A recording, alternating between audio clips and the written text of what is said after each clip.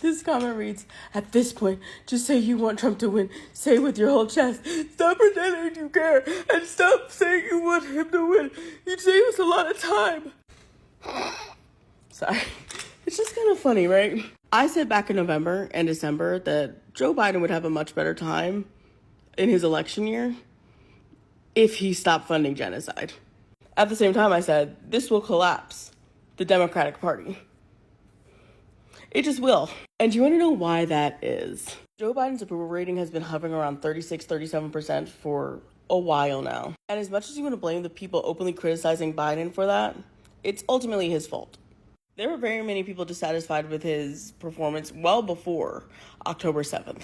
But the genocide in Palestine has really put things into perspective for a lot of people. Because think about the dynamics that is happening with that, right? We as the public, because of social media, are seeing pictures of children hanging off of buildings, children with their jaws blown off, families ripped apart, men digging under rubble to find any semblance of a trace of a person that used to live in a home in Palestine. And so people began engaging in trying to call their elected officials, write their elected officials, text their elected officials, protest, boycott.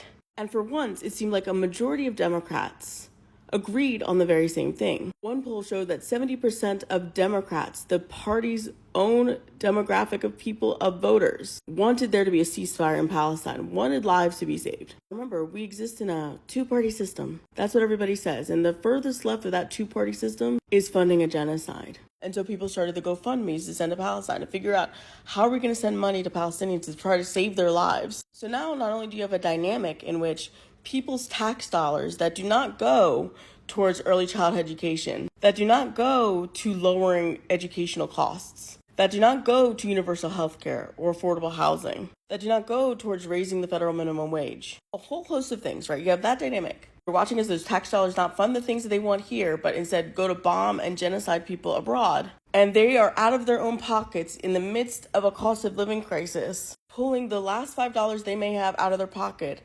to send to the people, the victims of our own tax dollars. Because all that work, all that advocacy of interacting with our politicians to move them to stop a genocide has not worked. And those videos, that evidence continues of war crimes, of genocide, in juxtaposition with politicians at the Democratic Party saying, vote for me, vote for me, vote for me. We couldn't move them an iota to save human lives, to spend the money that they are using to genocide people on programs that people actually believe in here.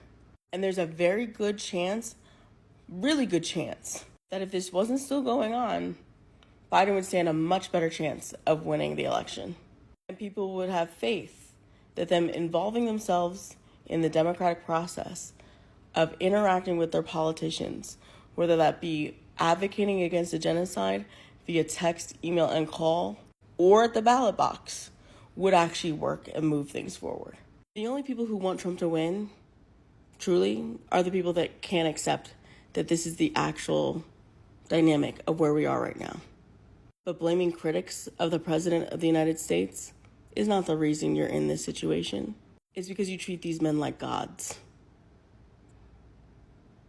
beyond reproach or any criticism. And the gods you worship are not interested in your salvation. And one last thing, if you were able to accept that, the conversations you all have with the people critical of Joe Biden would be far less fraught.